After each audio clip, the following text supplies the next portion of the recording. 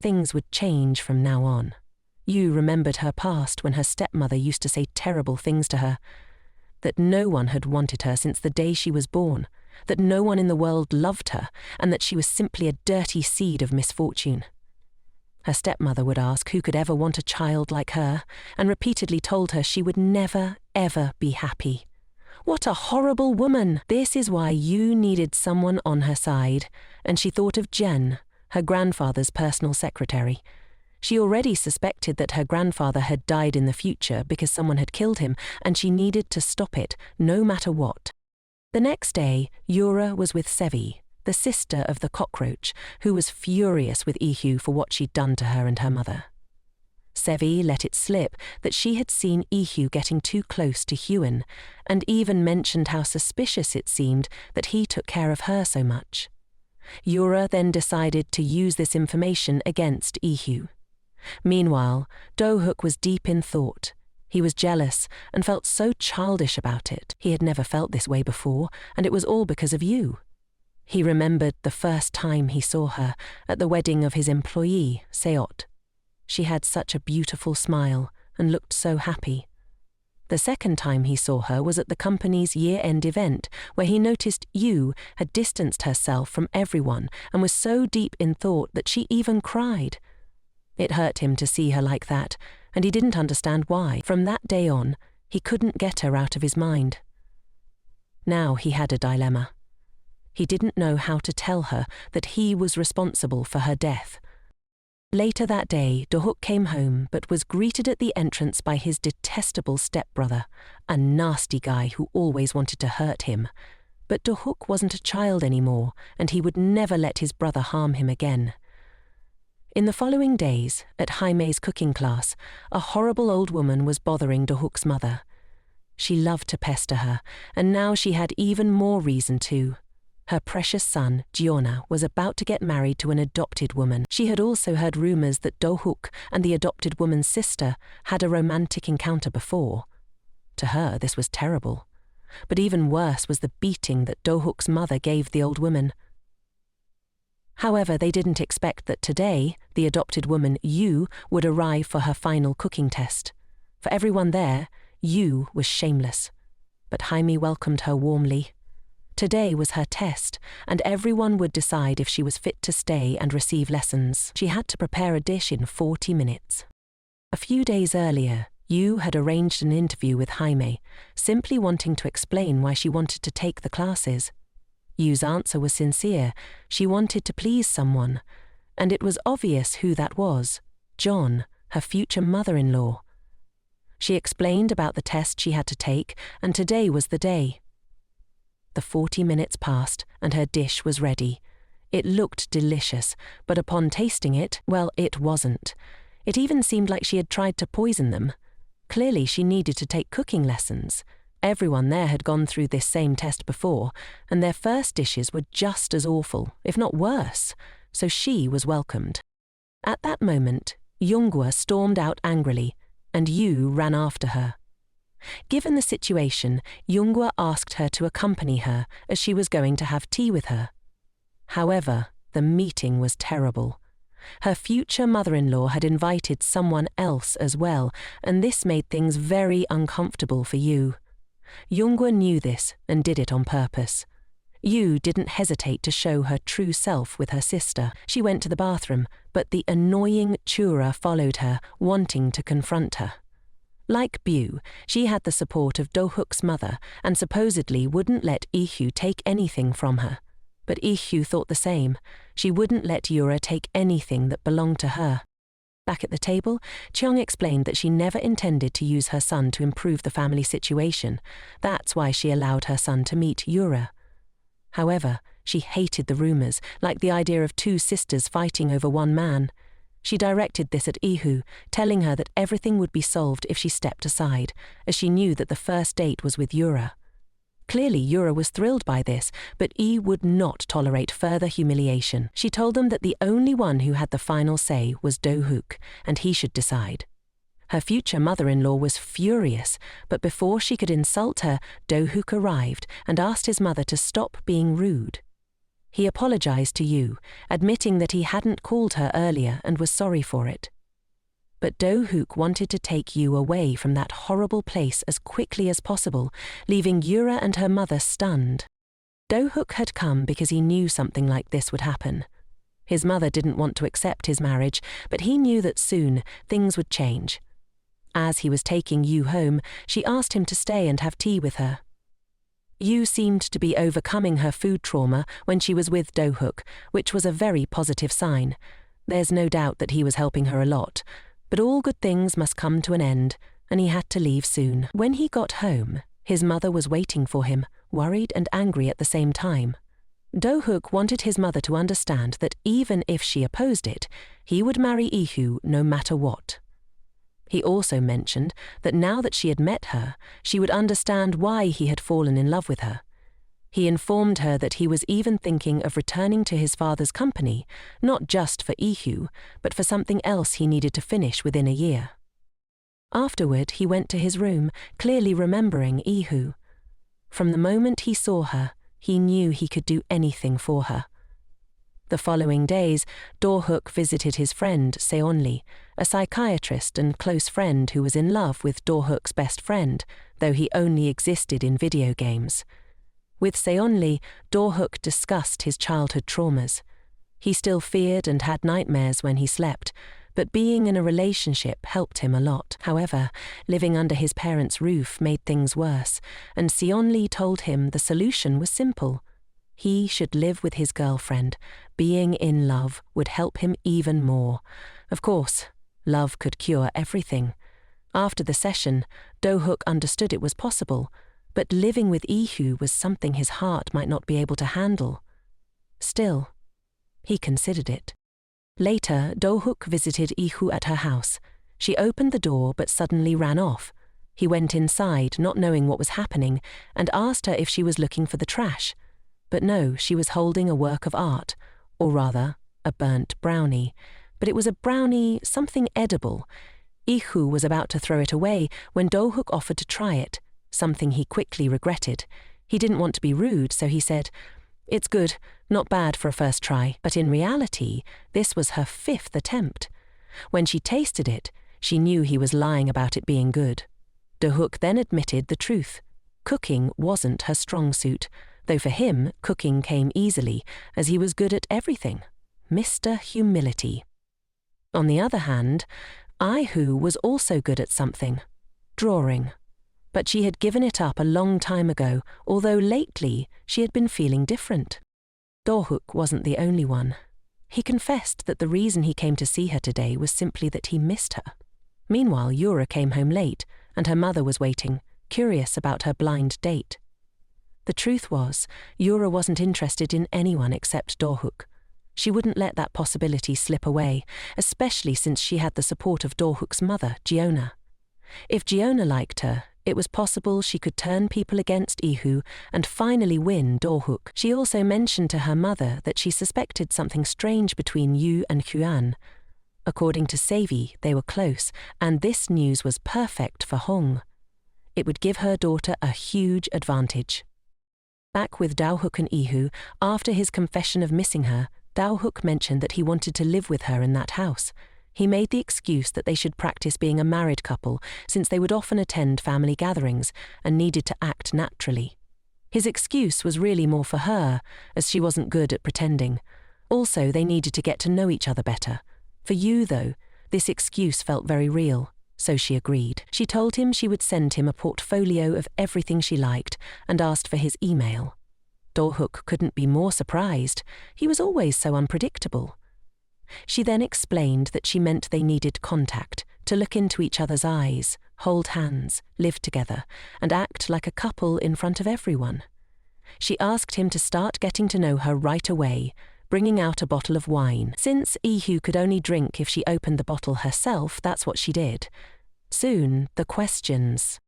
The old lady from the cooking classes, Mrs. Bonga, started bothering Jonna again, always trying to annoy her. She constantly tried to upset her, especially because Jonna was going to have a daughter-in-law, despite her engagement being called off weeks before dating her son.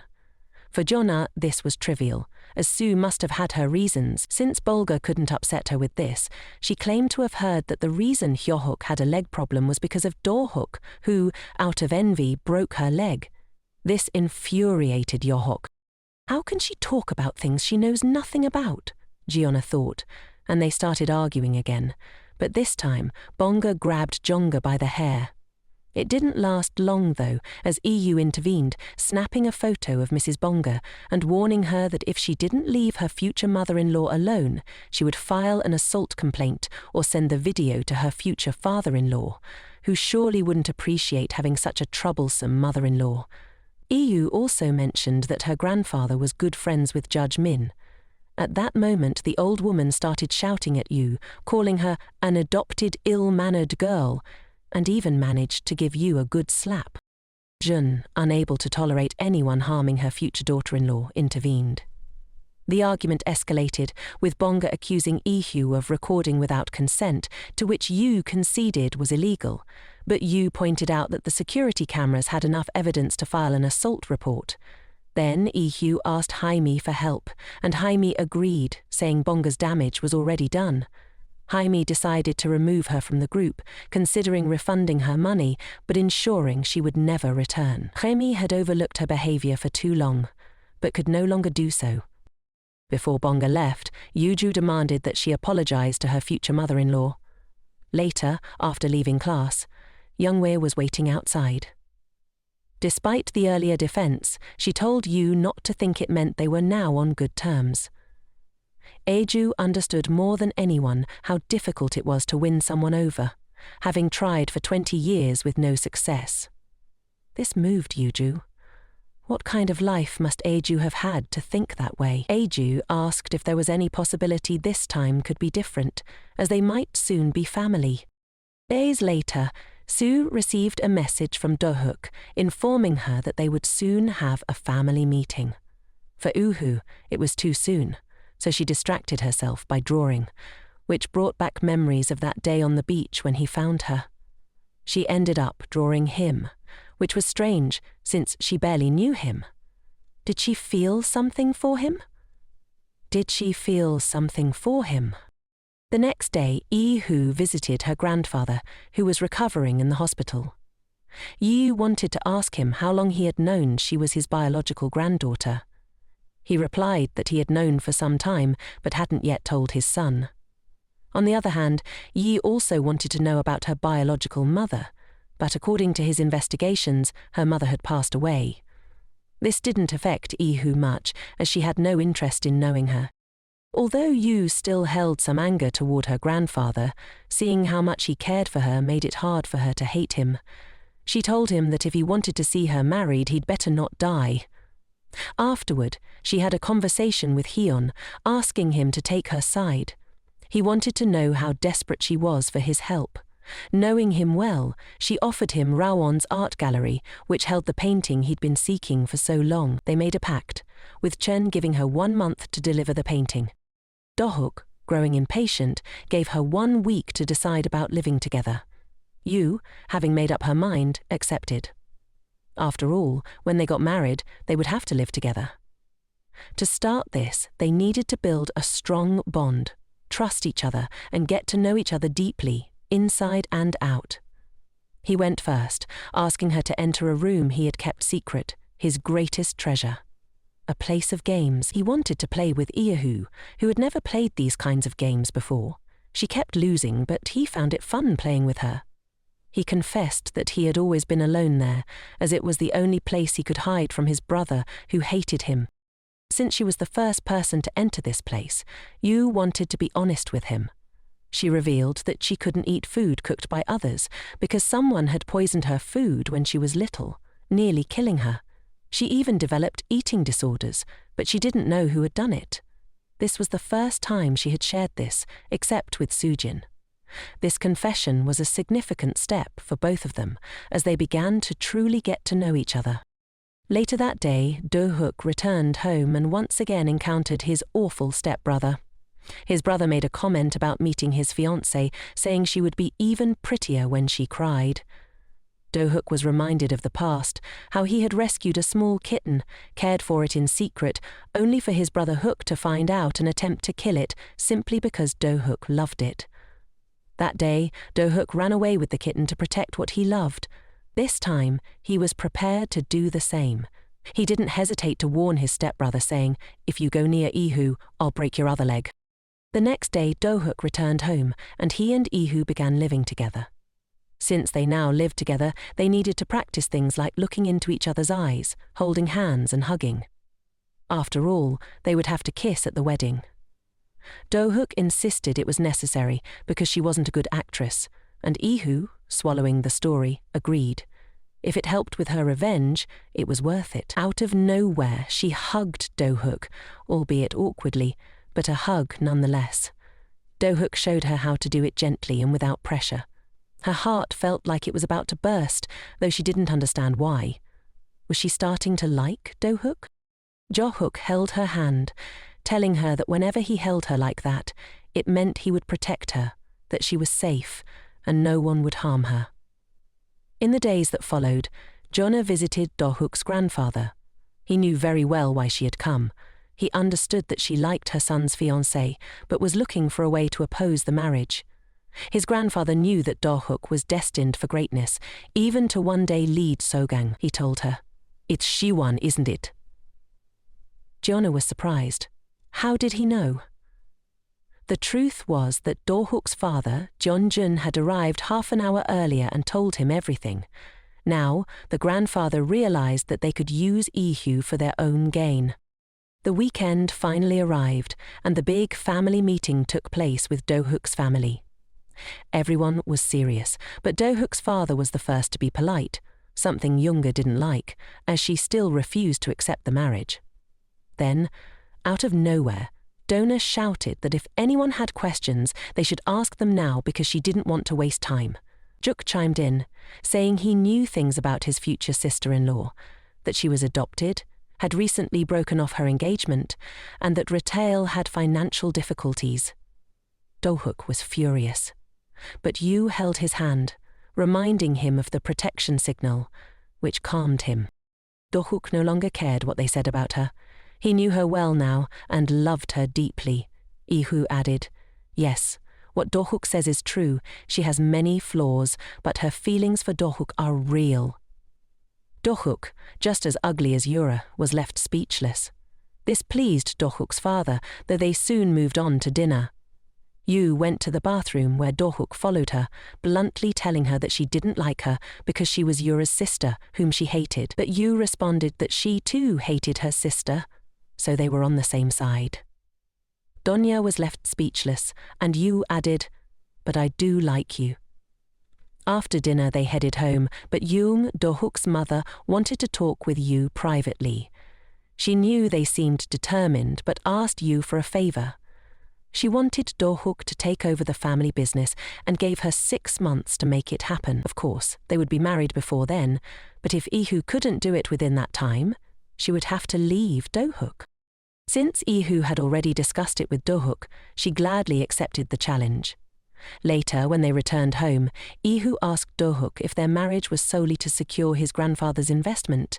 He admitted it was partly true, but also that he wanted a real marriage. He told her that if she wasn't ready for that, she should escape while she still could. But for Ihu, there was no need to run. Her plan was clear: no escape, no real marriage.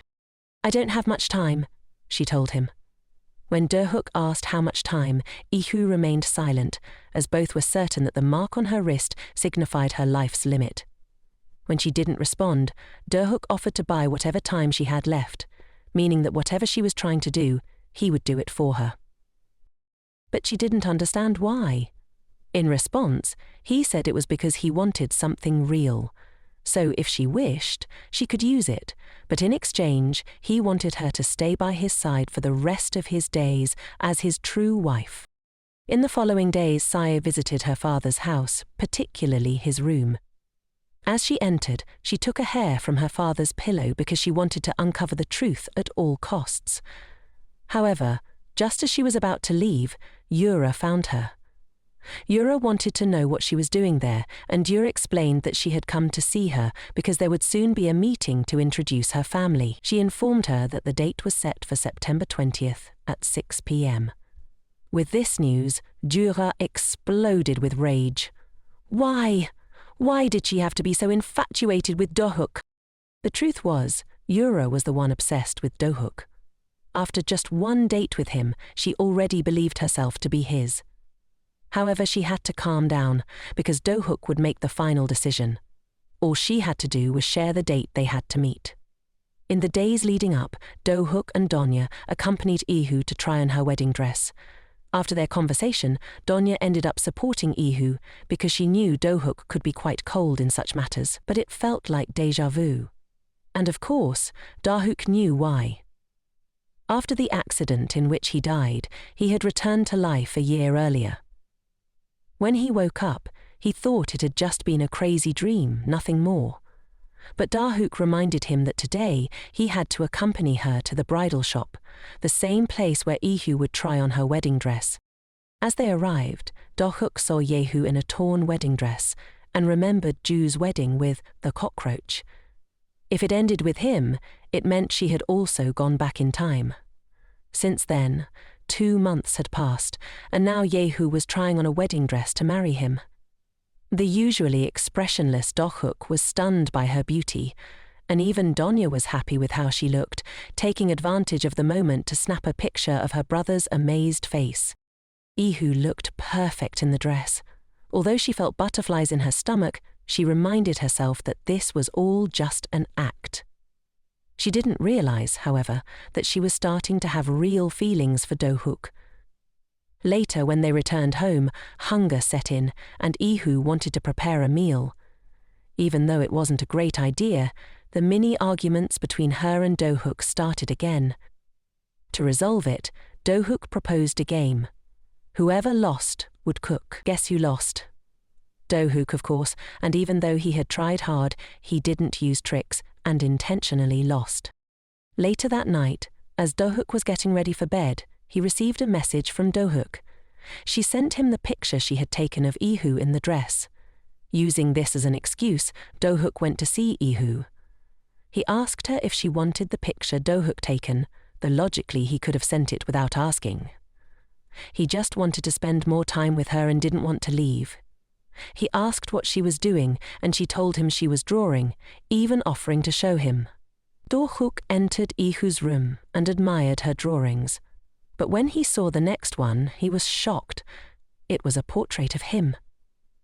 Ihu tried to explain, saying she was simply drawing what came to mind, but it was clear that she had been thinking about him.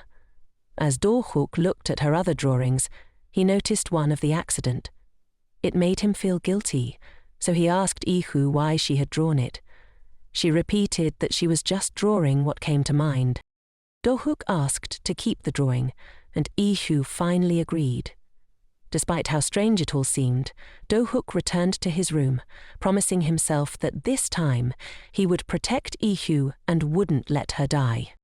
Meanwhile, Yura, frustrated by her failures, turned to drinking. She called Seok, the cockroach, and, as always, he came running when she called. Yura was thrilled to see him and told him that Yu had arranged the meeting between the two families. She began to cry, blaming Seok for allowing her engagement to be broken. To calm her down, Seok revealed that he had heard Do-hook's grandfather would only invest in his company if Do-hook got married. Yura now had an advantage, knowing that Ihu and Do-hook's marriage was likely only contractual. Finally, the day of the family dinner arrived. Do-hook's father, as always, was very kind, and his stepmother pretended to be as well, even saying they were happy that their daughter, raised like a princess, was marrying Do-hook. Do-hook, who was sitting with Iu, held her hand to calm her, which made Yura furious. Suddenly, Iu brought everything into the open, asking what the family would receive in return for their investment in the company. Do-hook's mother quickly asked, "And what do we get in return?" She added that favor repays favor. The stepmother calmed down, and they began discussing the grand wedding they wanted to plan. Jeok's father said that for today everything was fine, and they would discuss the wedding plans soon.